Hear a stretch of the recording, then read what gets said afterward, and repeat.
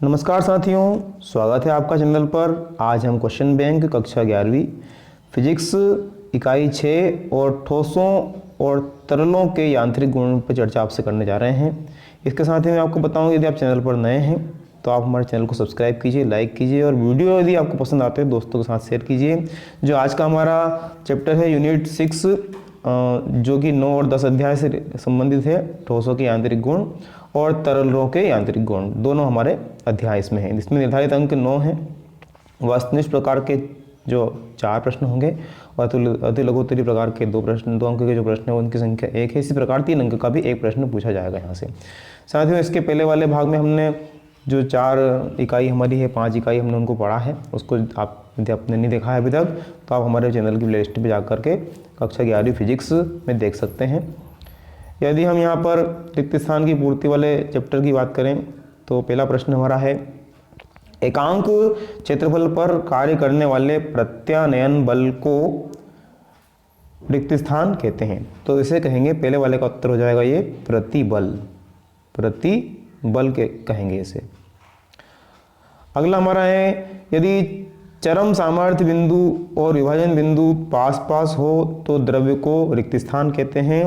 तो दूसरे वाले का उत्तर हमारा हो जाएगा भंगूर। इसमें भंगूर हमारा आ जाएगा।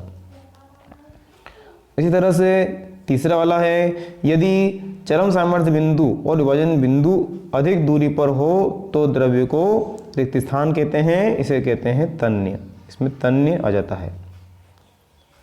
अगला है, हाइड्रोलिक मशीन रिक्त स्थान के सिद्धांत पर कार्य करती है। तो यहाँ पास्कल के सिद्धांत पर यह कार्य करती है। इसी तरह से चक्रण करती गतिशील गेंद पर कार्यरत गतिक उत्पादक को रिक्त स्थान कहते हैं। तो इसे मैग्नस कहते हैं। पानी और कांच के लिए संपर्क कोण रिक्त स्थान होता है। तो ये होता है न्यून कोण होता है। अगला है, ताप बढ़ने पर गैसों की श्यानता रिक्त स्थान जाती है। तो वो क्या हो जाएगा, इसमें बढ़ती जाती है। अगला हमारा है, ताप बढ़ने पर द्रवों की श्यानता रिक्त स्थान जाती है। तो ये कम हो जाती है। इसके बारे में हम लिखेंगे कम। और हमारा अंतिम जो रिक्त स्थान प्रतिबल एक रिक्त स्थान राशि है। तो यह एक अदिश राशि है। इस तरह से रिक्त स्थान की पूर्ति के बाद में सही विकल्प और सही विकल्प के बाद में एक वाक्य में उत्तर, अति लघुत्तरी सभी प्रकार के प्रश्नों को हम आपको इस भाग में बताएंगे। इसलिए आप वीडियो को अंत तक देखें। सही विकल्प का चयन करने वाले पहले प्रश्न की बात करें तो निम्नलिखित में सर्वाधिक प्रत्यास्थ पदार्थ है। तो सर्वाधिक प्रत्यास्थ पदार्थ है हमारा बी वाला इस्पात। श्यानता गुणांक का मात्रक है ए वाला प्याज। इसके बाद में तीसरा हो जाएगा, 2 विभिन्न आकार के साबुन के बुलबुले आपस में जुड़ जाते हैं। कौन सा बुलबुला पूर्ण गोल होगा? ठीक है, तो इसका उत्तर जाएगा हमारा ए वाला छोटा वाला। फिर कांच की केश नली को किसी द्रव्य में डुबाने पर केश नली में द्रव्य का तल नीचे गिर जाता है। द्रव्य और कांच के मध्य संभवतः स्पर्श कोण होगा। तो वो होगा 100 डिग्री। इस तरह से सही विकल्प के बाद में अब हमारे आते हैं एक वाक्य में उत्तर दीजिए वाले प्रश्न की चर्चा हम कर लेते हैं। तो यहाँ पर हमारा पहला प्रश्न है, श्यान बल का सूत्र लिखिए। तो श्यान बल का जो सूत्र है वो हो जाएगा F बराबर 6 पाई एन। ये इस तरह से सूत्र हो जाएगा। अगला हमारा है, वे पदार्थ जिन्हें तन्निक्त करके अत्यधिक विकृति पैदा की जा सकती है क्या कहलाते हैं? तो वो तन्य कहलाते हैं। तन्य पदार्थ कहलाते हैं। फिर प्रतिबल का मात्रक लिखिए। तो प्रतिबल का जो मात्रक हो जाएगा वो न्यूटन मीटर स्क्वायर। चट्टानों के प्रत्यास्थ गुणों को के आधार पर पृथ्वी पर किसी पर्वत की अधिकतम ऊंचाई लगभग कितनी हो सकती है? चौथा प्रश्न हमारा हो जाएगा। तो h less than 10⁴ m। Gauge दाब क्या है? H गहराई पर स्थित किसी बिंदु पर लगने वाला दाब गेज दाब कहलाता है। फिर सुनिए, H गहराई पर किसी बिंदु पर लगने वाला दाब एज दाब कहलाता है। ये दाब जो है हमारा गेज दाब कहते हैं। अगला हमारा हो जाएगा, तरल के प्रवाह वेग मापने की युक्ति को क्या कहते हैं? तो इसे कहते हैं वेंचुरी मीटर। वेंचुरी मीटर इसे कहते हैं। अगला हमारा है, किसी द्रव के स्वतंत्र पृष्ठ पर क्षेत्रफल बढ़ाने पर इसके ताप पर क्या प्रभाव होगा? इस वाले का जो उत्तर है इसे आपको मन से लिखना है, ढूंढना है और बताना है। कमेंट बॉक्स में इसको आप जरूर बताएंगे। हमारा 8वां है, किसी द्रव के प्रति एकांक क्षेत्रफल की पृष्ठीय ऊर्जा क्या कहलाती है? तो वो स्थितिज ऊर्जा कहलाती है।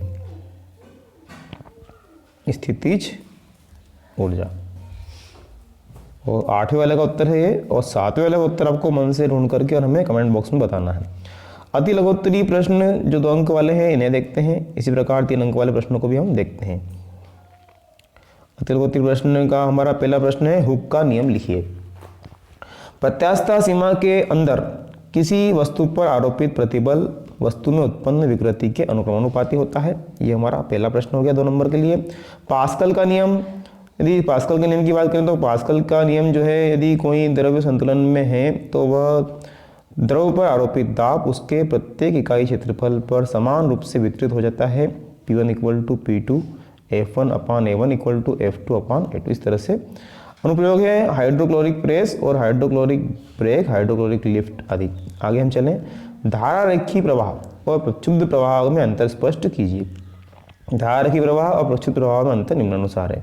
धारा रेखीय प्रवाह और प्रक्षुब्ध प्रवाह, तो किसी बिंदु से गुजरने वाले प्रत्येक कण का वेग परिणाम व दिशा में समान रहता है, जबकि किसी बिंदु से गुजरने वाले प्रत्येक बल का वेग भिन्न भिन्न हो सकता है। इसमें कणों का मार्ग सरल रेखीय या चक्राकार हो सकता है। इसमें कणों का मार्ग अनियमित तथा टेढ़ा मेढ़ा हो सकता है। इसमें द्रव के प्रवाह का वेग क्रांतिक वेग से कम होता है। इसमें द्रव के प्रवाह का वेग क्रांतिक वेग से अधिक होता है। प्रत्येक बिंदु पर तरल का दाब तथा घनत्व नियत रहते हैं। इसमें द्रव के प्रवाह का वेग क्रांतिक वेग से अधिक होता है। प्रत्येक बिंदु पर तरल का दाब तथा घनत्व नियत नहीं रहते। इसी तरह से हमारा अगला प्रश्न क्रमांक जो 4 है, बर्नौली का सिद्धांत लिखिए एवं स्पष्ट कीजिए। तो बर्नौली का सिद्धांत, जब कोई आदर्श असंपीड्य व अश्यान द्रव किसी असमान अनुप्रस्थ परिच्छेद की घर्षण रहित नली में धारा की प्रवाह में बिना किसी योगदान के बह रहा हो तो उसकी संपूर्ण ऊर्जा प्रत्येक बिंदु पर नियत रहती है। इस तरह से आप इसका चित्र देखिए, और इस चित्र के साथ में ही यहाँ पर इसका जो व्यंजक है, जो गणितीय रूप है, उसे भी आप देख पा रहे हैं। तो यहाँ आप मैं इसे स्क्रॉल करके बता रहा हूँ, आप इसे स्क्रीनशॉट लेकर के लिख लेंगे।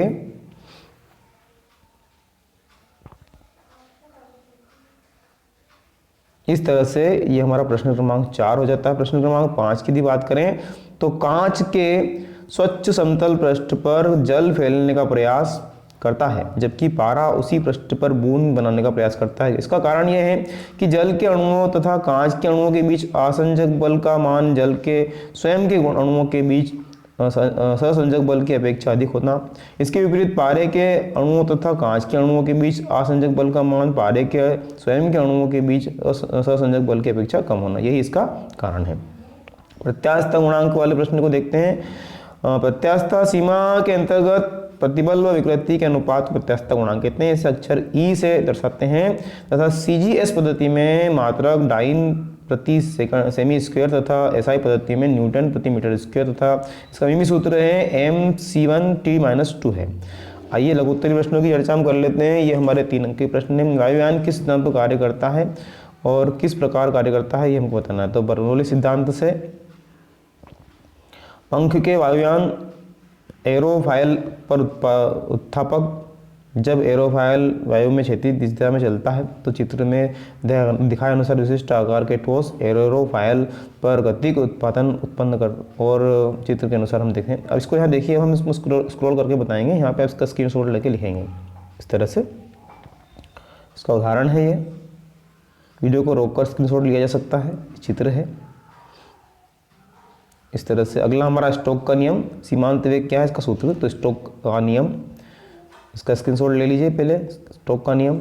फिर सीमांत या अनंत वेग, जैसे सीमांत वेग, उसके बाद में इसका व्यंजक, व्यंजक के लिए पॉइंट नंबर 1, 2, 3, उसके बाद में इसका गणितीय रूप, मानापिंड के पदार्थ का घनत्व। यहाँ से वीडियो को रोक करके आप स्क्रीनशॉट आसानी से ले पाएंगे।